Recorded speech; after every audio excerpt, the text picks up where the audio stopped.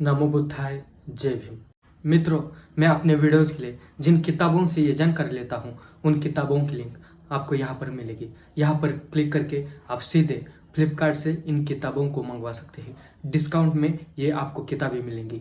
तो भारत के अरुणाचल प्रदेश में समुद्र तल से 10,000 फुट की ऊंचाई पर स्थित तवांग बौद्ध मठ संपूर्ण मानवता के लिए ज्ञान, शांति और प्रगति का प्रतीक है। यह बौद्ध धर्म के अनुयायियों का महत्वपूर्ण तीर्थ स्थल है। तवांग दो शब्दों से मिलकर बना है, त प्लस वांग। त का अर्थ है घोड़ा और वांग का अर्थ है चुनना, अर्थात घोड़े द्वारा चुना गया। यह भारत का सबसे बड़ा बौद्ध मठ है और तिब्बत के लासा शहर में स्थित पोताला महल के बाद विश्व का दूसरा सबसे बड़ा मठ है। तवांग नदी के घाटी में तवांग कस्बे के निकट स्थित इस मठ को बौद्ध भिक्षु अंतरराष्ट्रीय धरोहर मानते हैं। यहाँ पर भगवान बुद्ध की 25 फीट ऊंची विशाल स्वर्ण प्रतिमा स्थापित की गई है, जो बहुत आकर्षक और सुंदर है। यह प्रतिमा कमल रूपी सिंहासन पर विराजमान है। प्रतिमा के अगल बगल सारिपुत्र और मोगल्यान की खड़ी हुई प्रतिमाएं हैं, जिनके एक हाथ में डंडा और दूसरे हाथ में भिक्षा पात्र है। इस मठ को आज से लगभग 300 साल पहले मेरक लामा लोद्रे ग्यात्सो ने बनवाया था। इसको गोल्डन नामक गैल लहस से भी कहा जाता है। तवांग मॉनेस्ट्री में लगभग 500 भिक्षु रहते हैं। दूर से देखने पर यह दुर्ग जैसा दिखता है। इसमें लामा के लिए घर, स्कूल, पुस्तकालय और म्यूजियम भी है। इस मॉनेस्ट्री की दीवारों के निर्माण में पत्थरों का प्रयोग किया गया है, जिसमें खूबसूरत चित्रकारी की गई है। तवांग मठ 3 तल्ले का बना हुआ है।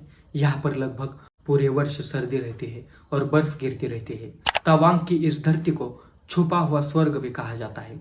तवांग में मुख्यतः मोनपा आदिवासी निवास करते हैं। यह लोग बौद्ध धर्म के अनुयायी हैं। यहाँ की महिलाएं तिब्बती स्टाइल का गाउन पहनती है, जिसे चुपा कहा जाता है। पुरुष जो टी शर्ट पहनते हैं उसे तोई थुंग कहते हैं। तिब्बती स्टाइल के कोट को यहाँ पर खंजर तथा टोपी को गामा शोम कहते हैं। यह कपड़े याक के बालों के बने होते हैं। यहाँ पर गोम्पा के रंगीन सुंदर ध्वज यहाँ की सुंदरता बढ़ाते हैं। भारत के उत्तर पूर्व राज्य अरुणाचल प्रदेश को उगते सूर्य का पर्वत या उगते सूर्य का राज्य भी कहा जाता है। यह देश में सबसे पहले सूर्योदय होता है। 1962 से अरुणाचल प्रदेश को पूर्वोत्तर सीमांत एजेंसी यानी नेफा के नाम से जाना जाता था। 1965 तक यहाँ के प्रशासकीय देखभाल विदेश मंत्रालय करता था। 1965 के बाद असम के राज्यपाल के द्वारा यहाँ का शासन गृह मंत्रालय के अंतर्गत आ गया।